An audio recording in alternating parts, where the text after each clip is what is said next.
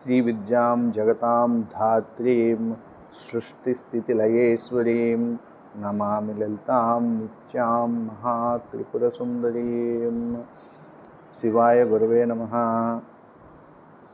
శ్రీ పరాభవనామ సంవత్సరంలో మిథున రాశి వారికి ఎలా ఉంటుంది అనేటటువంటి విషయం ఇప్పుడు మనం తెలుసుకుందాం. మిథున రాశి అంటే మృగశిర 3-4 పాదాలు, ఆరుద్ర నక్షత్రము, పునర్వసు 1-2-3 పాదాల వారు మిథున రాశికి చెందుతారు. ఈ జన్మ నక్షత్రం కనుక లేకపోతే నామ నక్షత్రంలో మొదటి అక్షరాలను గుర్తుపెట్టుకోండి. కా, కీ, కు, ఖ, ఛ, కే, కో, హ. హ అంటే హనుమంతరావు ఫర్ ఎగ్జాంపుల్. సో ఈ మొదటి అక్షరాలు గుర్తుపెట్టుకోండి.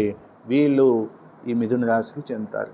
ఈ మిథున రాశి వారికి ఈ సంవత్సరం ఆదాయం 8, వ్యయం 11గా ఉంది. రాజపూజ్యం 1, అవమానం 7గా ఉంది.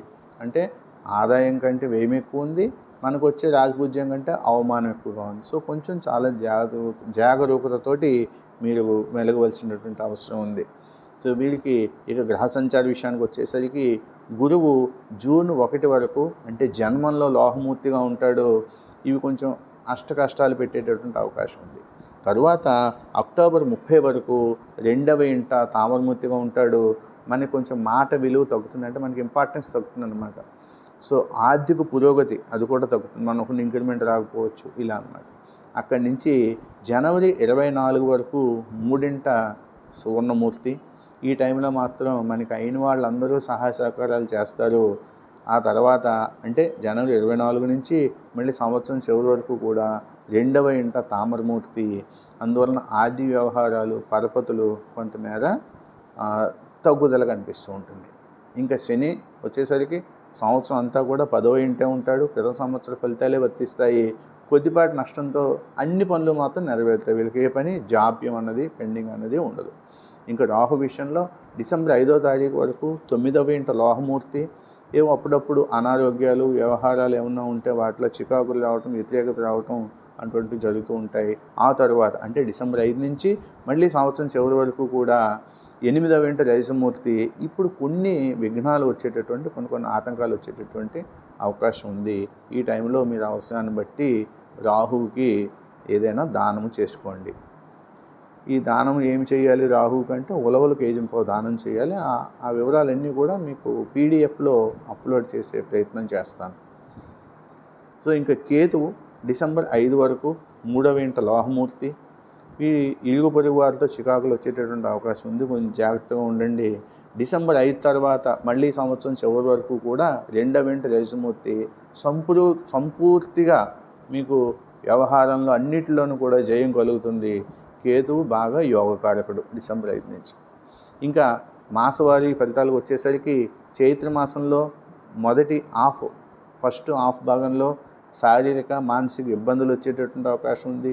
అజీర్తి, ఉష్ణ సంబంధమైనటువంటి వ్యాధులు వచ్చే అవకాశం ఉంది. జీవిత భాగస్వాములతో ఏమైనా ఘర్షణలు, మాట పట్టింపులు రావచ్చు, కొంచెం జాగ్రత్త వహించండి. నెక్స్ట్ 2వ అర్ధ భాగంలో వస్తే సెకండ్ హాఫ్ ఆఫ్ చైత్రమాసం వచ్చేసరికి ఏంటంటే మీకు మంచి గురువు దొరుకుతారు. గురువుని పట్టుకోండి, గురువు పాదాలు పట్టుకోండి. కొత్త పరిచయాలు ఆనందాన్ని కలిగిస్తాయి. విద్యార్థులు అధ్యాపకుల స్థాయిని బట్టి మసులుకోవాలి. ఆర్థికంగా అనుకూలత పెరుగుతుంది. ఇంకా వైశాఖ మాసంలో వివాహాలు, శుభకార్యాలు, బంధుమిత్రుల సహకారంతో నిశ్చయం చేసుకోగలుగుతారు. వ్యాపారస్తులకు ఆదాయ వ్యయాలు సమానంగా ఉంటాయి. No profit no loss. భూగృహ సంబంధ విషయాలు అనుకూలంగా ఉంటాయి. వస్త్ర వ్యాపారులకి బేరాలు తరచుగా కుదురుతూ ఉంటాయి. సోదరులతో మైత్రి ప్రయత్నాలు, అంటే మన అన్నదమ్ములు, అక్క చెల్లెల మధ్య మైత్రి చాలా బాగుంటుంది. మన మధ్యలో మన మధ్యలో ఊహించని విషయాలు ఏమన్నా ఉంటే అవి కొంచెం మనకి ఆశ్చర్యాన్ని కలిగజేస్తూ ఉంటాయి. ఉద్యోగ రంగంలో ఒత్తిడికి గురయ్యే అవకాశం ఉంది, కొంచెం జాగ్రత్తగా ఉండండి. ఇంకా అధిక జ్యేష్ఠ మాసం వచ్చేసరికి వీళ్ళ క్రీడల మీద, కళల మీద ఆసక్తి పెరుగుతుంది. ఇంకా ప్రయాణాలు కానీ, మార్పులు కానీ వచ్చే అవకాశం ఉంది. ఇంకా 2వ అర్ధ భాగంలో ఉద్యోగులకు, అధికారులకు మధ్య భేదాభిప్రాయం వచ్చేటటువంటి అవకాశం ఉంది, కొంచెం జాగ్రత్త వహించండి. కుటుంబ సభ్యుల మధ్య మాత్రము ఏకాభిప్రాయం ఉంటుంది. అందరూ అన్ని రకాలుగానే మీకు కలిసి వస్తారు. ఇంకా జ్యేష్ఠ మాసం అప్పులు వసూలు చేయడంలో నైపుణ్యాన్ని చూపిస్తారు. కొన్ని సమస్యలు పరిష్కారం అవుతాయి. మాసాంతంలో మాత్రం నెల చివరికి వచ్చేసరికి కొద్దిగా అనారోగ్యం వచ్చే సూచన ఉంది. ఆర్థిక ఇబ్బందులు, అకాల భోజనము, అనుకోని ట్రాన్స్ఫర్స్, ఉద్యోగ స్థానచలనము, మానసిక ఇబ్బంది ఇటువంటివి ఏమన్నా ఉండొచ్చు. వాటి విషయంలో కొంచెం జాగ్రత్తగా ఉండండి. విదేశీ ప్రయత్నం ఎవరైనా ప్రయాణం చేయాలనుకున్న వాళ్ళకి మాత్రం ఈ నెలలో అసలు అనుకూలం లేదు. దాన్ని వదిలిపెట్టండి, విరమించుకోండి లేదా వాయిదా వేసుకోండి. ఇంకా ఆషాఢ మాసం వచ్చేసరికి ఆరోగ్య విషయంలో కొంచెం జాగ్రత్తగా ఉండాలి. మధ్య మధ్యలో అనారోగ్యాలు, తల తిప్పడం అటువంటివి ఏమన్నా రావచ్చు. సో వ్యాపార రంగంలో వారికి మామూలు బాగానే ఉంటుంది. స్త్రీల గుర్తింపు, రాణింపు ఉంటాయి. కానీ కొంచెం కోపదారులు ఉంటారు.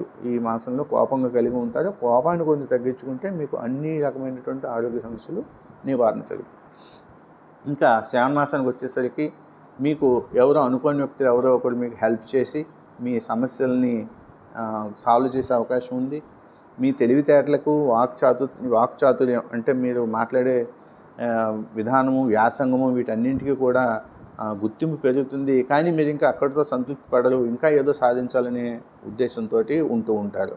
వీళ్ళు దైవ దర్శనము, దాన ధర్మములు, ఆధ్యాత్మిక చింతన చేస్తే వీళ్ళు కొన్ని నెగిటివ్ ఎఫెక్ట్స్ ఏమన్నా ఉంటే వాటి నుంచి ఉపశమనం పొందగలుగుతారు. ఇంకా భాద్ర మాసంలో వీళ్ళు ఏ పని చేసినట్టు అందులో సక్సెస్ అవుతారు. మంచి పేరు ప్రతిష్టలు వస్తాయి. వివాహాది శుభకార్యాలు అనుకుంటే కనుక మీరు అనుకున్న తడవుగా జరిగిపోతూ ఉంటాయి. రావాల్సిన మొత్తము, బాకీలు అవన్నీ కూడా వసూలవుతాయి. కొనుగోళ్ళు, అమ్మకాలు, పెట్టుబడులు వీటన్నింటికి కూడా మీకు మంచి అనుకూలమైనటువంటి కాలం. ఇంకా ఆశ్వీజ మాసంలో మాత్రం మీరు కొన్ని నియమాలు నిబంధనలు అందరూ అన్ని సందర్భాల్లోనూ సరదా పాటించాలి. ఈ మాసంలో ఆశ్వీజ మాసంలో మీరు ఇంకొంచెం జాగ్రత్తగా ఉండాల్సిన పరిస్థితి ఉంది. అయితే వివాహాది శుభకార్యాలు ఏమన్నా ఉంటే అవి కొంచెం ప్రయాసతోటి కూడుకుని నిశ్చయం అవుతూ ఉంటాయి. కొంచెం ద్వితీయార్థంలో కూడా కొంచెం పనులు మందకొడిగా జరిగేటటువంటి అవకాశం ఉంది. ఒక్కొక్కసారి అప్పు చేయవలసిన పరిస్థితి కూడా రావచ్చు. ఉద్యోగులకు కొంచెం అంటే ఇంక్రిమెంట్ వచ్చేటప్పుడు కొంచెం లేట్ అయ్యే అవకాశం ఉంది. ఇక కార్తీక మాసం వచ్చేసరికి కార్తీకంలో మీరు అసాధ్యం అనుకున్న దాన్ని సుసాధ్యం చేయగలుగుతారు. మీ మాట తీరు, మీ ఆకర్షణతో మీరు అందరినీ, మిత్రుల్ని, ఇంకా స్నేహితుల్ని, ఆఫీసులోనూ అందరినీ కూడా మీరు మంచి చేసుకోగలుగుతారు. మీకు సహాయం చేయగలుగుతారు. అయితే ప్రయాణాలు, మార్పులు వచ్చేటటువంటి అవకాశం ఉంది. అది చూసుకోండి. ఆర్థిక పరిస్థితి మెరుగుపడుతుంది. ఇంకా గృహ నిర్మాణాలు ఏమైనా చేస్తూ ఉంటే వాటిలో కొంచెం లేట్ అయ్యేటటువంటి అవకాశం ఉంది. కొంచెం వర్క్ ఫోర్స్ తోటి అంటే వర్కర్స్ తోటి మీ కింద పనిచేసే వర్కర్స్తో కానీ మీరు ఏదైనా గృహ నిర్మాణాలు చేస్తుంటే ఆ వర్కర్స్తో కానీ కొంచెం డిస్ప్యూట్ వచ్చే అవకాశం ఉంది. అది కొంచెం జాగ్రత్తగా చూసుకోండి. నెక్స్ట్ మార్గశిర మాసంలో కుటుంబ సభ్యుల మధ్య ఏకీభావం కుదురుతుంది. అందరూ మీకు కలిసి వస్తారు. దాన ధర్మాలు చేయటం, మిత్రుల సహకారం, గృహ నిర్మాణాలు చేయటం ఇవన్నీ కూడా ఉంటాయి. కానీ మీరు ఎప్పుడూ మధ్యవర్తిత్వం ఎవరికి ఉండవద్దు. ఇంటర్వ్యూల్లో విజయం సాధిస్తారు. కానీ నిర్ణయాలు మాత్రం కొంచెం లేటుగా వచ్చే అవకాశం ఉంది. సో ఆ లేటుగా వచ్చే అవకాశం ఏమన్నా ఉన్నాయి అవన్నీ పుష్యమాసంలో మీకు అన్నీ తీరిపోతాయి. మళ్ళీ శుభకార్యాలు, పెద్దల మన్ననలు పొందడం, అధికారుల నుండి ప్రశంసలు పొందడం, నెక్స్ట్ మీరు అనుకోని కార్యక్రమాలు కూడా జరిగిపోతూ ఉండటం, బంధుమిత్రులు కలుస్తూ ఉండటం, జీవిత భాగస్వామి విషయంలో కొన్ని స్వతంత్ర నిర్ణయాలు తీసుకునే అవకాశం. సో ఇవన్నీ కూడా మీకు ముందు ఉన్నటువంటి అన్ని అడ్వర్స్ ఎఫెక్ట్స్ అని ఉంటే అవన్నీ కూడా మీకు ఇప్పుడు అన్నీ సమకూరే అవకాశం ఉంది. అలాగే ఉద్యోగ మార్పు ఎవరైనా కోరుకుంటుంటే మాత్రం వాళ్ళు కొంచెం జాగ్రత్తగా ఉండండి. ఆ నిర్ణయం వాయిదా వేసుకోవడం మంచిది. ఆస్తి వ్యవహారాల్లో మాత్రం సాధ్యమైనంత మౌనంగా ఉండడమే మంచిది. నెక్స్ట్ మాఘమాసం వచ్చేసరికి శుభకార్యాలు, మన్ననలు, రాజకీయ నాయకులతో పరిచయాలు, ప్రభుత్వ అధికారులతో సఖ్యత, వ్యాపారంలో సంతృప్తి ఇవన్నీ కలుగుతూ ఉంటాయి. సో మీ వ్యక్తిగత విషయాలు ఉచిత సలహాలు చెప్పేవాళ్ళు ఎవరైనా ఉంటే మాత్రం వాళ్ళని భరించండి అంతే. వాళ్ళు వద్దన్నా చెప్తూ ఉంటారు. ఒక పెడచెవిని పెట్టేసేయండి. వ్యక్తిగత విషయాల్లో ఎవరైనా దోచడానికి ప్రయత్నం చేస్తే మీరు ప్రశాంతంగా ఉండగలుగుతారు. ఇంకా పాల్గొన మాసం వచ్చేసరికి ఏ పని ప్రారంభించినా సరే విఘ్నాలు ఎదురయ్యే అవకాశం ఉంది. కొంచెం జాగ్రత్తగా ఉండండి. ఆరోగ్యం పట్ల కూడా శ్రద్ధ అవసరము.